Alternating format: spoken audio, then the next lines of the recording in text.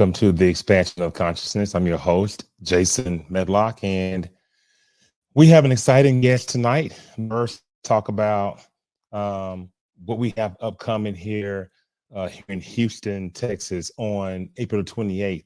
Expansion of consciousness has been nominated for Podcast of the Year.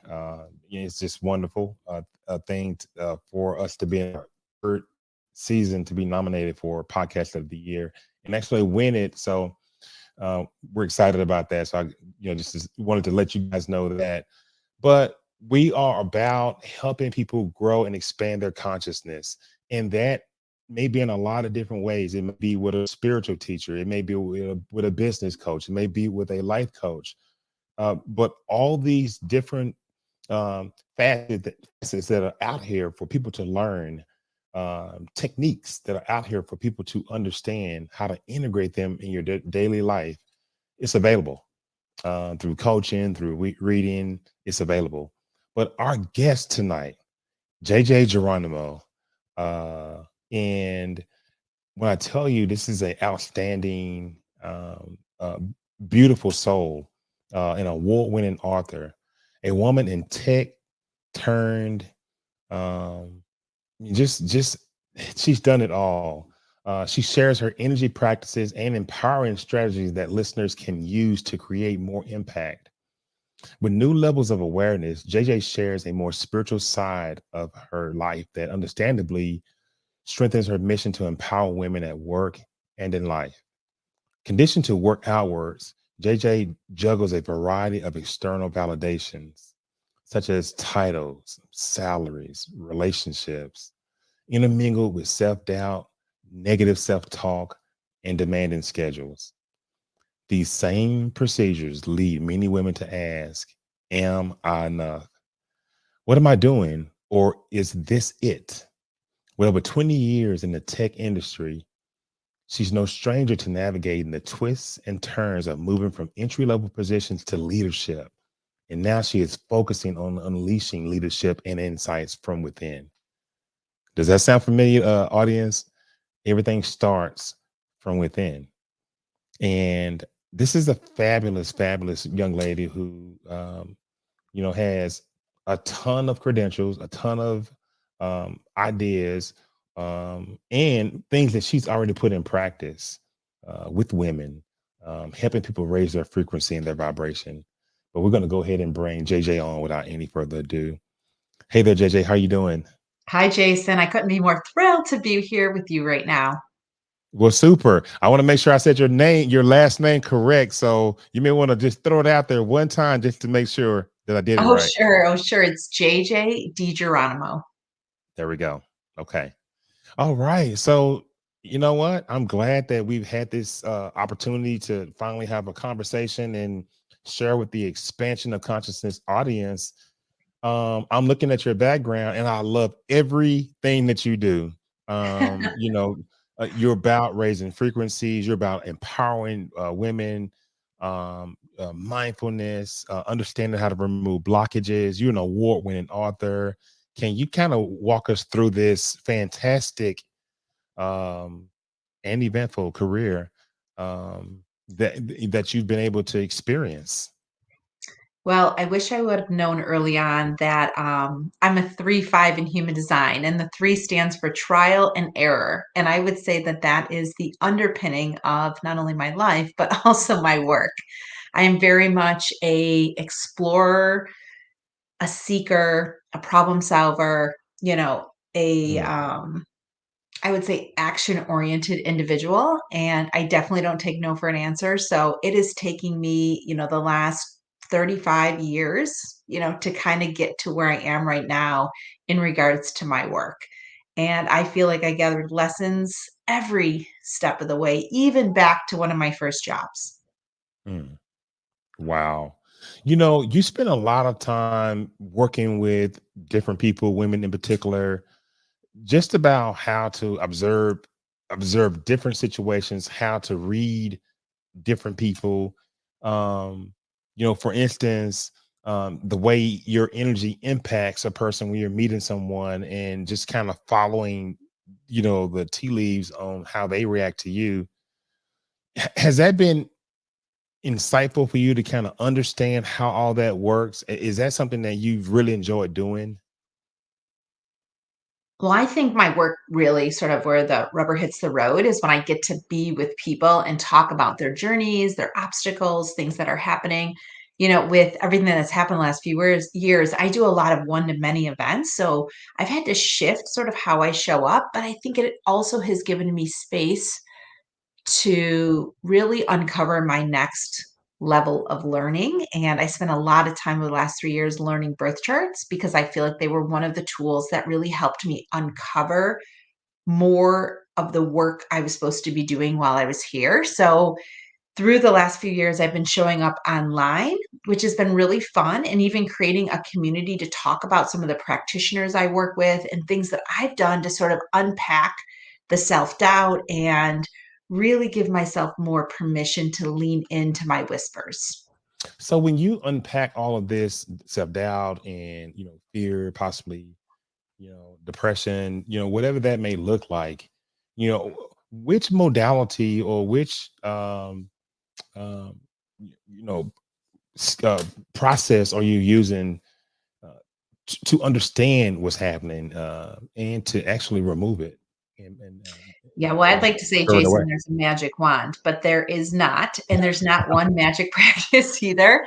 In fact, in my book, Seeking, I cover about 50 energy practitioners I've worked with throughout my life. Mhm. I didn't really know that's what I was doing in the process. I feel like each one of them kind of came to me at a time that I needed them and I was open to explore it. But as I look back, I see all the dominoes that sort of help me sort of work through my own stories, has helped me understand where I fit into the bigger equation. And I mean, it goes even back to when I was a teenager. My mother took me to Lilydale several times, which is um, a spiritual community on Lake Erie outside of Buffalo, New York. And so never did I know now that I'm 50 that that would have been sort of like the beginning of the awakening or the beginning of the acceptance process, openness to seeking outside myself for some wisdom and insight that I can then use internally to help decide kind of my next step. Many of us have gifts, receive messages, download inventions, just all kind of things that are, in the ether, in the atmosphere, and some of it is just buried inside of us. Um, when you look at, these type unique individual gifts that we have that we possess from within, and how do you look at that, and tie it into your life's work and things that you're working on? uh, just having this kind of knowledge, knowing that we are much, much more than what we appear.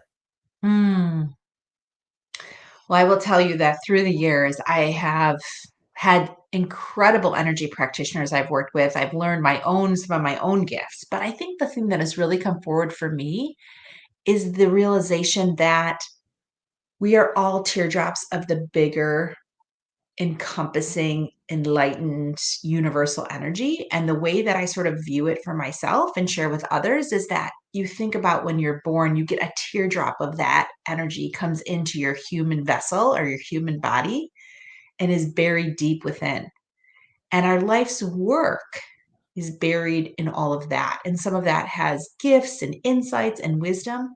But as you talk about in many of your episodes, this ego energy, this self talk, the monkey mind, all those things that we talk about that sort of keep us in our heads, analyzing, measuring, monitoring, um, discussing on a regular basis sometimes overshadows that light.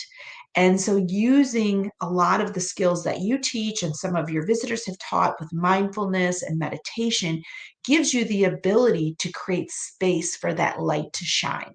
Mm. So your shifts are from outward to inward, and they occurred after your seeking had begun.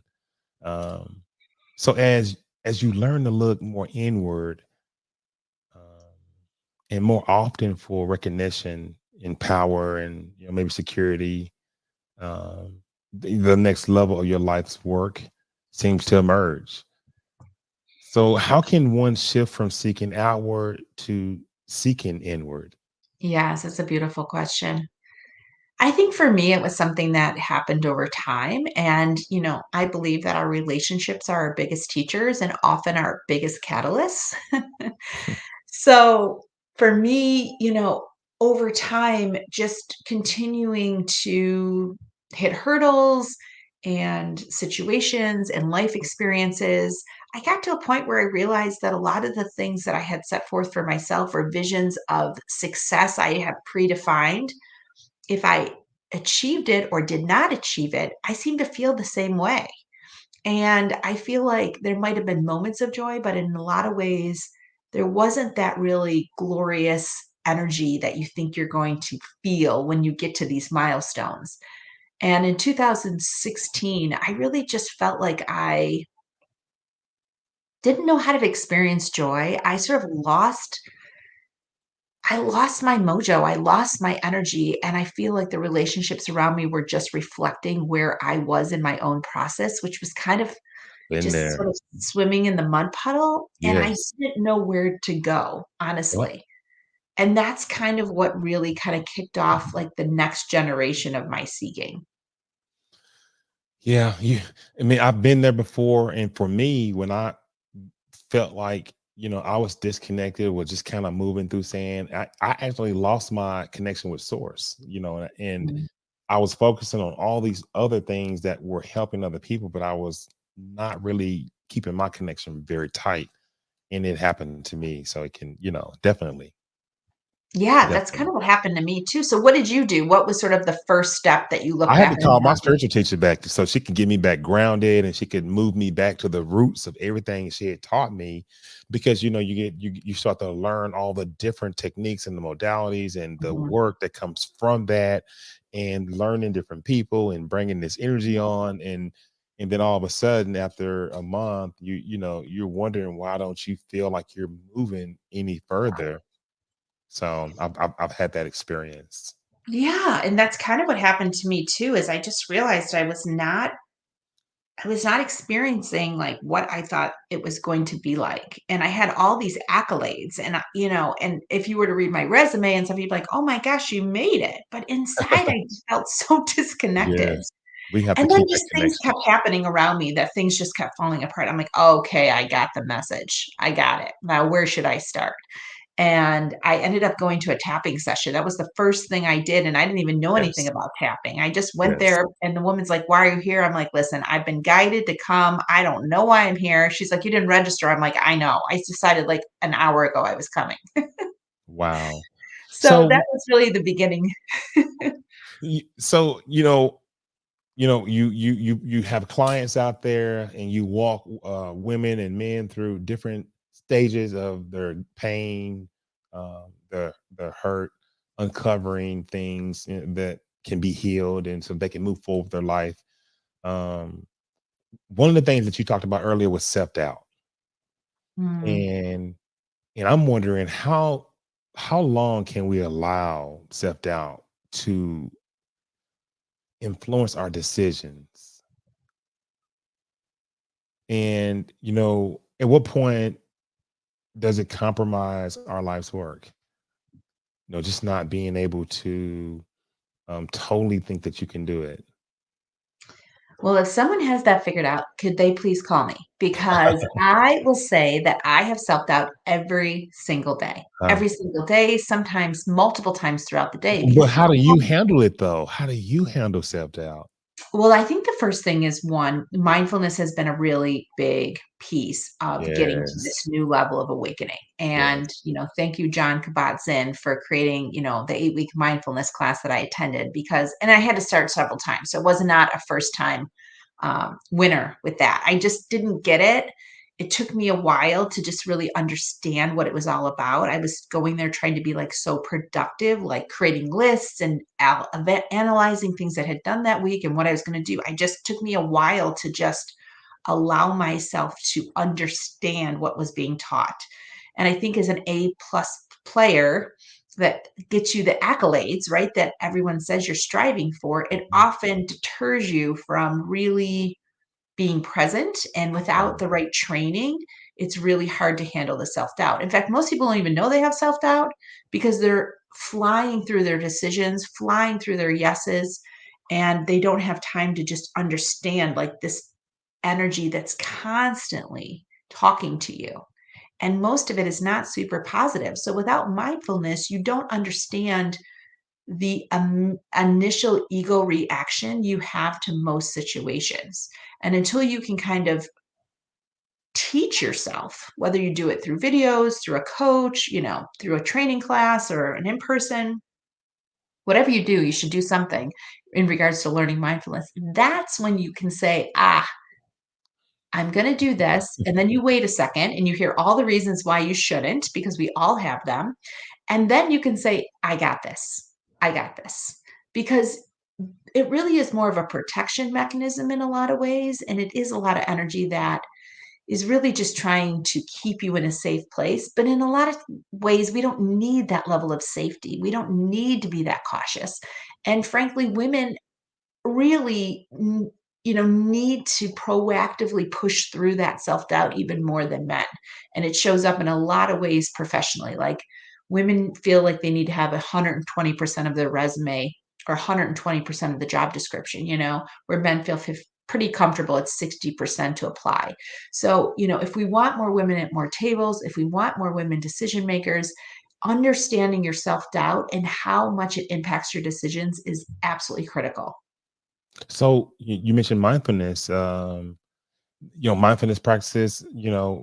It allows us to recognize how our fears and how they show up in our thoughts, and how those thoughts might influence our actions. How and why do you um, think mindfulness has changed your life?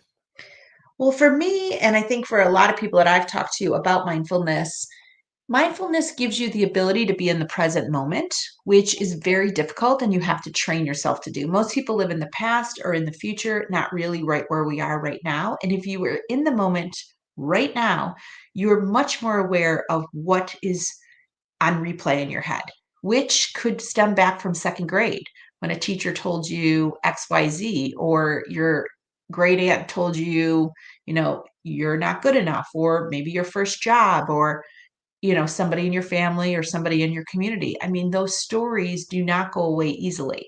And they often impact the decisions we have as adults. Mm. You know, I was just sitting here thinking, why do you think most people have a hard time with mindfulness? Just wondering. Because everything in society teaches us not to be mindful, right? Yes. Especially with all these devices. I mean, we are constantly outside of our current state, right? We're watching, we're doing, we're being, we're pretending, we're planning, we're reflecting. And I think everything that society compliments us for has to do with where we're going and not necessarily where we are right this moment. Yes. I'm gonna let you go first on this one, and I'm gonna answer my. I'm gonna go second. But what have you learned like the most for mindfulness, like dealing with that? What have you learned the most? That the present moment is really all that we have. Mm. What I've learned the most, just about mindfulness, is it's really, really. I mean, I guess I got much more mindful after I really started to use meditation in the right way, and it just created this level of awareness that I had, and I started to use remote viewing because I was mindful, because I had built this whole open space, open heart that was just incredible. So when I hear mindfulness, and just kind of my aha moment had to be when I started to emerge from meditation with a much broader thought process. Yeah, and I wanna explore that a little bit more with you, but I agree, you can't really meditate without being mindful. I think Right. I didn't realize the interdependency Yes. And a lot of people even think it's the same thing, but it really was a game changer for meditation because I started listening to those apps, but I wasn't meditating. I was planning. I was reflecting. I was sorting things out that happened. Wow. I didn't know the difference. I didn't understand it. And even now it's hard, I catch myself sometimes doing things while I'm supposed to be meditating. And so I really have to center myself before I meditate and just allow myself just the space to just be present and be in the moment. And I couldn't do that without having mindfulness training. Wow. So JJ, besides being a successful businesswoman and an award-winning book writer, you're also a light worker. Can Mm. you share with the audience what does this mean?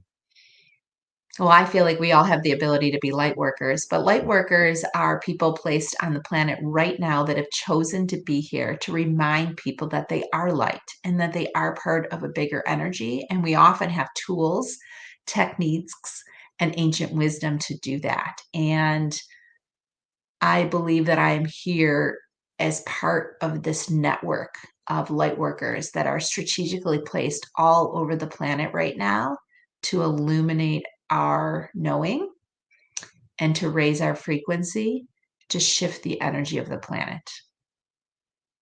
And that is what light workers are. I mean, and Dolores Cannon talks about that in the Convoluted Universe. I'm a QHHT practitioner, and I'm a big time Dolores Cannon fan. And when she does the regression therapy and she moves through the past lives, and they have those conversations about what the actual um, lesson is to be learned on Earth, and the way to maneuver through life. It is absolutely just wonderful, and just a plethora of information diving off into what she does. And I see you smiling. I know you know who I'm talking about.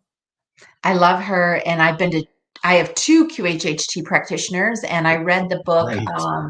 Discovering Atlantis, I believe it is, the woman who wrote it Uh, out of Florida. I yes. wanted to go to her, but, she's in the Keys, and I ended up finding a couple people right here where I live, and both of them have such beautiful gifts, but I love her videos on YouTube too, Dolores. I watch her sometimes because I just even some of her old radio shows are so fascinating. Yes. Yes. And fascinating is an understatement. Imagine just being one of the students and you're learning, you're watching the videotape. Julia is teaching the entire course, and you're just learning through that. And then when you work on your first client and you guys move through past lives, and once you're done with that, they've had some pretty interesting past lives. But once you're done with that, you move to the subconscious mind, to the higher self, to source, we just whatever people want to call it, and you pull it out and begin to solve the whatever the issues are with the actual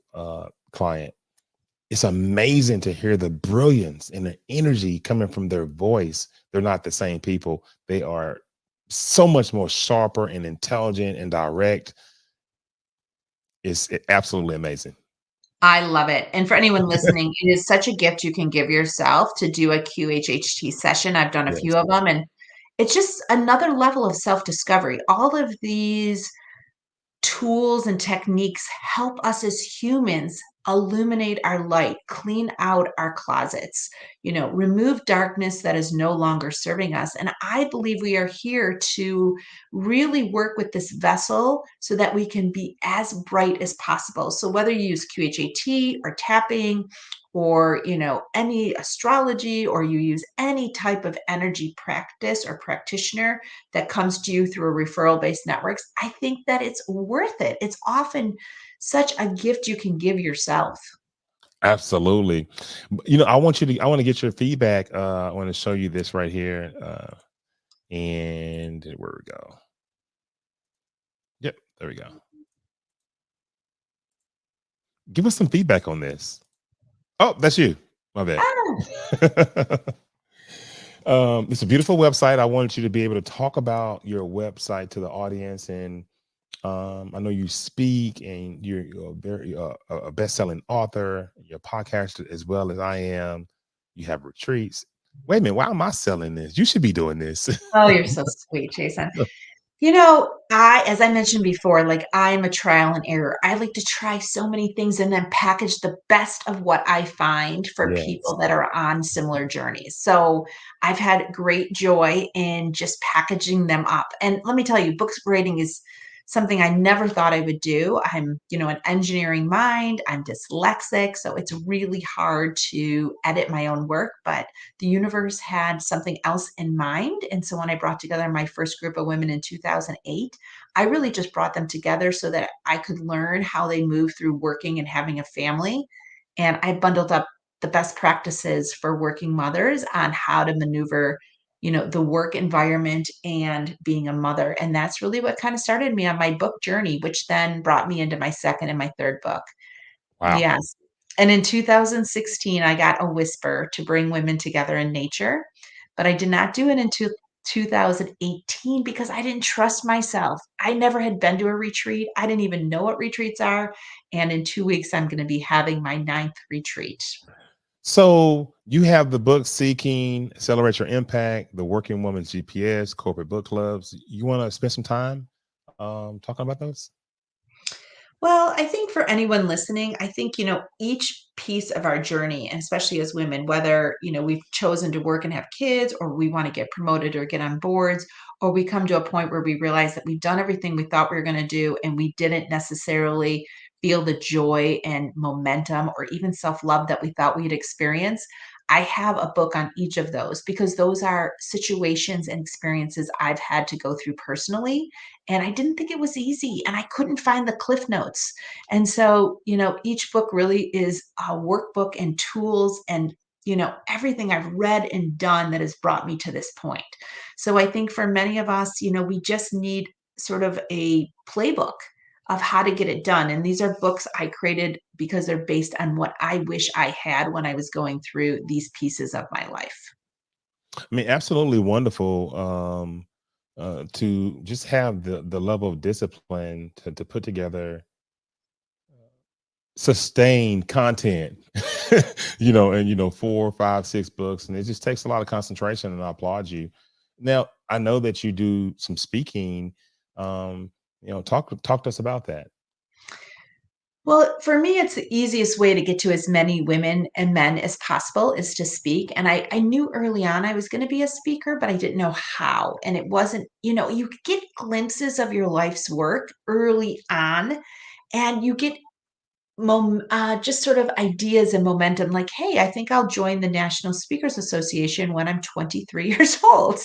I did not start speaking until I was in my middle of my 30s, and now I'm in my 50s. So I feel like follow the whispers. If you're getting information given to you and you don't know how it fits in, and your initial reaction is, heck no, I'm not doing that, see that as a way that the universe is trying to prepare you for what is ahead. Wow. So let's talk about how. Yeah, well, no, first off, let me stop that. I need to make sure I get your website up here so that they can know. Um, www.digeronimo.com. I'm going to spell that out for the www.digeronimo.com. Ladies and gentlemen, make sure you go and check out JJ's website. Some of the wonderful things she offers, different energy healing techniques, and just overall coaching and helping people understand how to heal themselves and how to clear blockages. And one of the things I like the most, and I'm a galactic energy healer, and Mm. it's just the way we can use all these different modalities to help people. But the question I was going to ask you before I had to go back and talk about your website, I want to ask you, how do you work with your modalities when you're working within the business realm with maybe individuals that you may be coaching, or maybe in your own business? Because I know as I was learning, I was trying it, I was trying to integrate it, and it was absolutely working at every turn. And I was like, wow. But so how do you, or how have you used your different spiritual modalities in everyday life, business, or working with a client? Yeah, so as you can imagine, I love this work and I feel like I want to share it with so many people, but I found myself sending emails like, "Oh, you should meet with this practitioner. You should meet with this practitioner. Let me show you what's in your birth chart." And so I finally got smart and created a community called Together We Seek. And I created that because I was doing so many referrals of energy practitioners that it was just becoming like a crazy email mess. So I worked on building the community Together We Seek while I was writing my third book. And let me tell you, as you probably already know, that much of my writing is channeled. So I'm not working by myself and I am working in conjunction with my higher energies to really put together something that's going to resonate. And it takes a lot of dedication and quiet time. I don't read any books while I'm writing. I don't watch any TV. Like I really just write, eat, I'm with my family, and then I'm back to writing again because I feel like I have to just I don't want to get my message confused with anyone else's. So I'm really deliberate that I'm quiet while I'm doing it, which can be months. And so I really right now am more of a bridge of bringing professional women into the realms of exploring what is energy practitioners. How did they become energy practitioners? What was their professional job before they leaned into their whispers? And so Together We Seek, I've been interviewing energy practitioners about their journey because I'm trying to show and highlight that they're just like us, but they've leaned into their whispers and they've really worked on their gifts. And I feel like this combination of working with energy practitioners at a time like this is going to help all of us see that we're much more than what society gives us to work with in the spiritual realm. And energy practitioners are, I mean, they are beautiful. And I started off with that. One of the first modalities I learned was level one, level two, level three, energy healer. But it was my spiritual teacher who really, really introduced it to me, and would use these different patterns of energy healing and would push them towards me. And you could feel this sensation in your body. And a lot of the tapping, uh, exercises that you can do, a lot of that stuff can be healed with Reiki, or can you can get the same effect using a different all these different types of energy healing modalities. So it's amazing how the feminine energy of the woman, that is amazing how if that can be brought back forth, brought forth, and if we can live through that type of energy as we once did, I mean, thousands of years ago. And it's Well, probably why. you know the sixth sun is coming, so it's coming. Yes. But I'm reading right now. Have you read the book Seth Speaks? No, but I've known about that. But I've known about that book for over 20 years. Yeah, I'm listening to well, I'm actually listening to Yes. it on Audibles. It's like 20 hours, but I am sad it's Yes. coming to an end. I'm down to my last 3 hours, and it reminds me a little bit of Kinnon's work, Yes.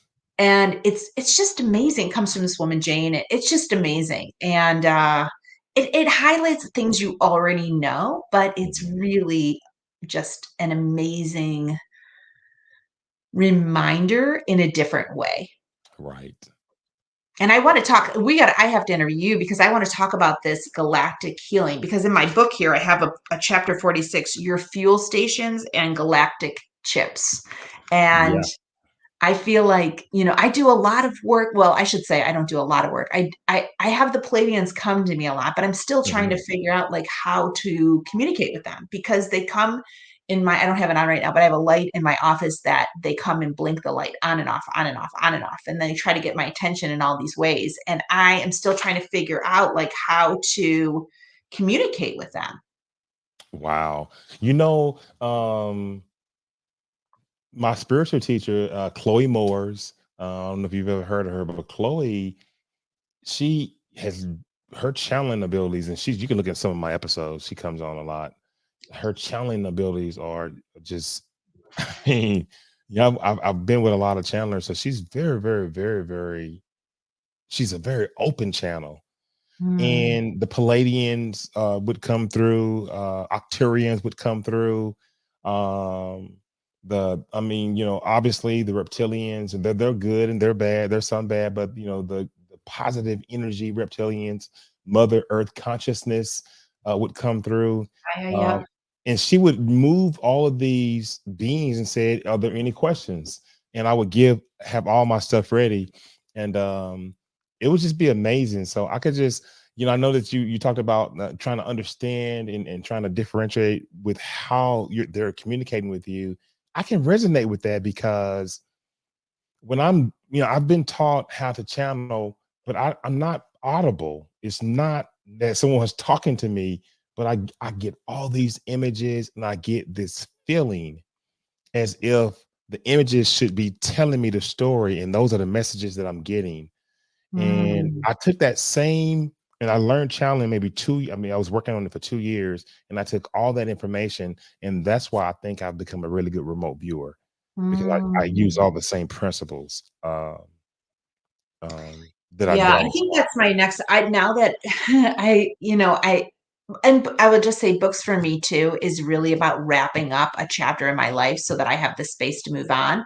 And I'm moving towards this Palladian work, but I had to Yes. kind of get everything kind of wrapped up around this. So I have the freedom in the space in which I reside, the space to allow new lessons to come in, learn new practices. And I think for many of us, letting go of what's no longer serving you, whether it's relationship, work, experiences, history, whatever it is, like work with the practitioners you need to clear that out so you have the space to expand.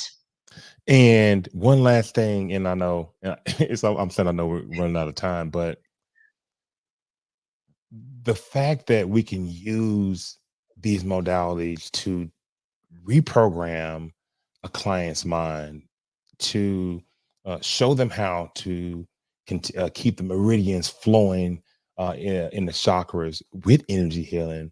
Um, all these different tools that can help people, self hypnosis, QHHT, reprogramming a person so that they can be sharper at what they want to do. So we can, and using a lot of different techniques to attack depression. The layman person who's just kind of going through life and just kind of looking down the street, not seeing anything, has blinders on, they are really missing how powerful they really are from within.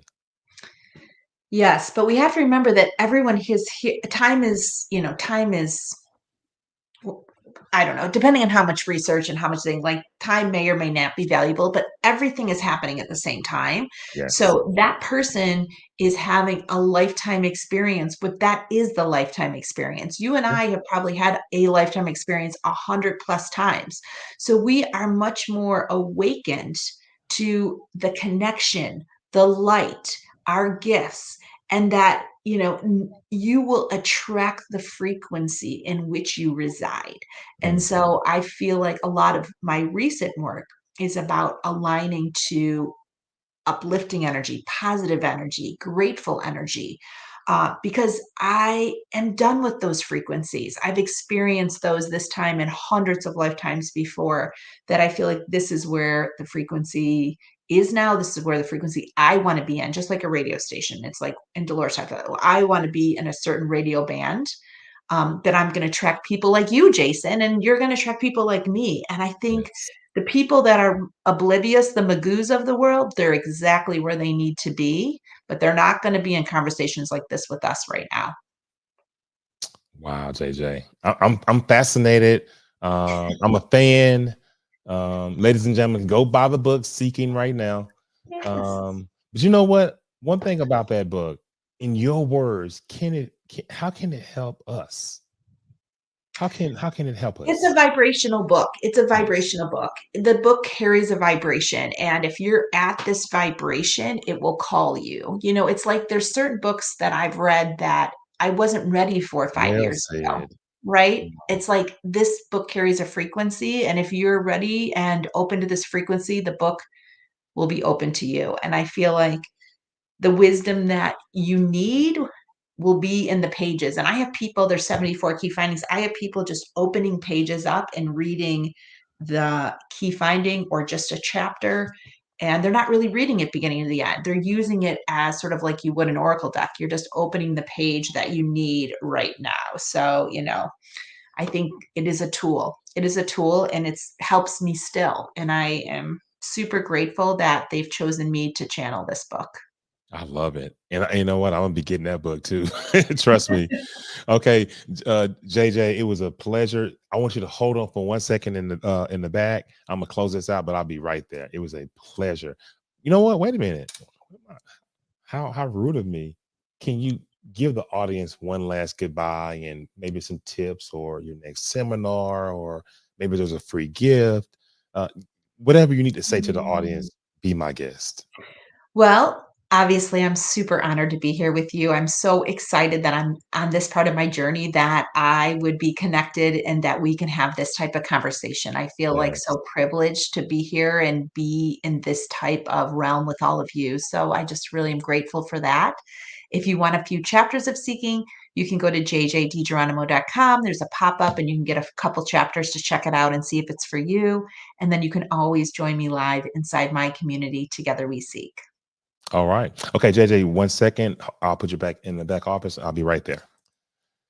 That JJ DiGeronimo, just a outstanding businesswoman, author, life coach, light worker, uh, just very skilled and very knowledgeable about a number of things that pertain to helping you live your best life. Helping you remove those blockages.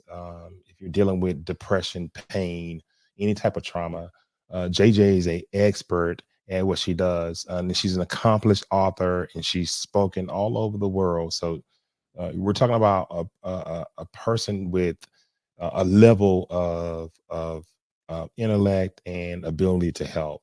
So, but we want to thank you for watching us tonight, and we're so glad that you are enjoying the content.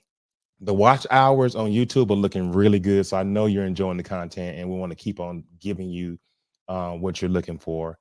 We're on YouTube at Expansion of Consciousness. Just go to YouTube at Expansion of Consciousness, and we're also on Facebook, and we're also on Twitter, at Expansion of Consciousness on Facebook, at Expansion of Consciousness. But it was a great show, and I'm glad JJ stopped by to be with us. We'll see you the next time. Again, thank you for watching us tonight, the Expansion of Consciousness, and we'll see you later. Goodbye.